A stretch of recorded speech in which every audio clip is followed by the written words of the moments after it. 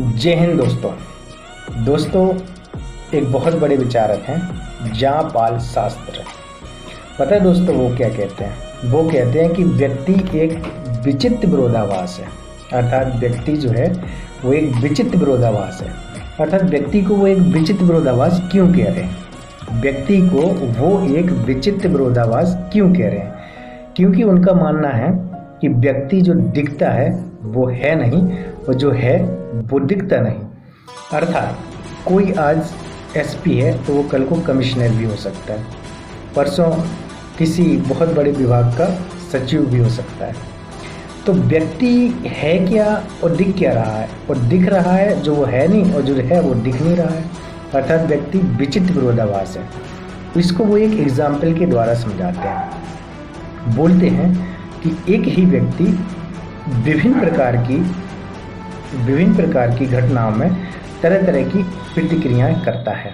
जैसे एक व्यक्ति किसी व्यक्ति से मिलता है तो किसी विभिन्न तरीके से बात करता है, और दूसरे व्यक्ति से मिलता है तो अलग तरीके से बात करता है, और तीसरे से मिलता है तो अलग तरीके से बात करता है, और चौथे से मिलता है तो अलग तरीके से बात करता है।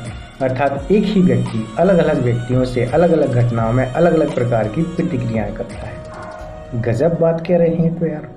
और दूसरी बात क्या बोलते हैं? दूसरी बात बोलते हैं कि जो व्यक्ति है, व्यक्ति विचित्र विरोधाभास क्यों है? क्योंकि एक ही घटना एक ही है, कहीं पर एक्सीडेंट हुआ है तो उस घटना में कई प्रकार के लोग अलग अलग प्रकार की प्रतिक्रिया देते हैं। कोई कहेगा भैया कैसे हुआ, कोई कहेगा किसने मारा, कोई कहेगा बाइक वाला था कि गाड़ी के वाला था, कोई कहेगा भैया चोट तो नहीं लगी, कोई कहेगा अस्पताल ले गए कि नहीं ले गए। तो अर्थात घटना एक ही है, क्या है? एक्सीडेंट हुआ है, और एक्सप्लेनेशन अलग अलग प्रकार का है। तो व्यक्ति विचित्र विरोधाभास है। अर्थात जो दिखता है वो है नहीं, जो है वो दिखता नहीं, है ना। तो हमने कितने प्रकार के मुखौटे ओढ़े हुए हैं। किसी ने लोभ का मुखौटा ओढ़ा हुआ है, किसी ने क्रोध का मुखौटा ओढ़ा हुआ है, किसी ने लालच का मुखौटा ओढ़ा हुआ है, किसी ने ईर्ष्या का मुखौटा ओढ़ा हुआ है, किसी ने द्वेष का, किसी ने लालच का, किसी ने ईर्ष्या का, किसी ने क्रोध का, किसी ने अहंकार का।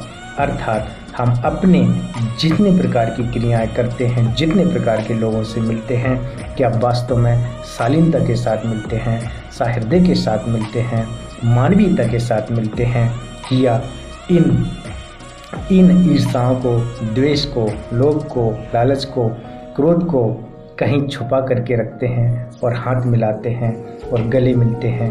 क्या वास्तव में हम उससे भ्रातृत्व के साथ मिल पाते हैं, भाईचारे के साथ मिल पाते हैं? दोस्तों, आप सभी लोग इस संसार में, इस सृष्टि में रह रहे हैं, इस समाज में रह रहे हैं और समाज की विभिन्न प्रकार की गतिविधियों को देख रहे हैं।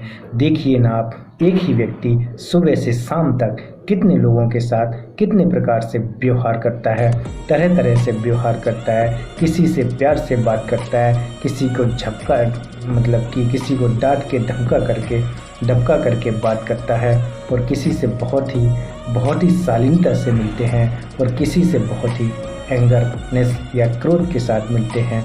दोस्तों, क्या व्यक्ति वास्तव में विचित्र विरोधाभास है कि नहीं है?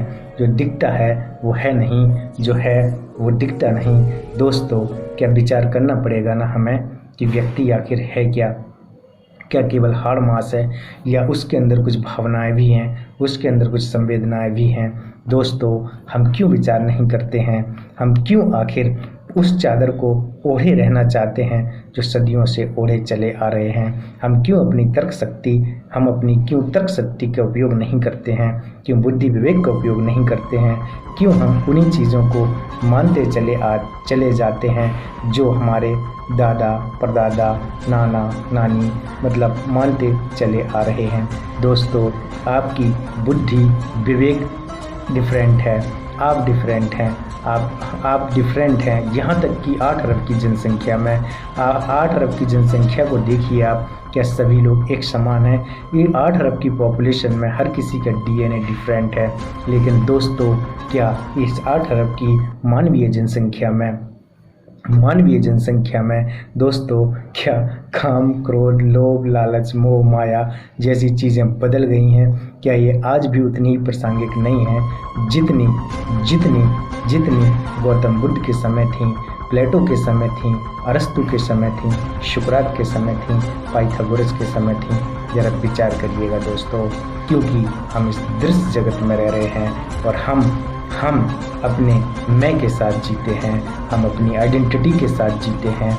हमें अपनी सेल्फ रिस्पेक्ट भी प्यारी होती है, तो हमें अपना मैं भी प्यारा होता है कि मेरी बात का कोई महत्व क्यों नहीं है, या मेरी कोई डिग्निटी क्यों नहीं है, मेरा कोई सेल्फ रिस्पेक्ट क्यों नहीं है।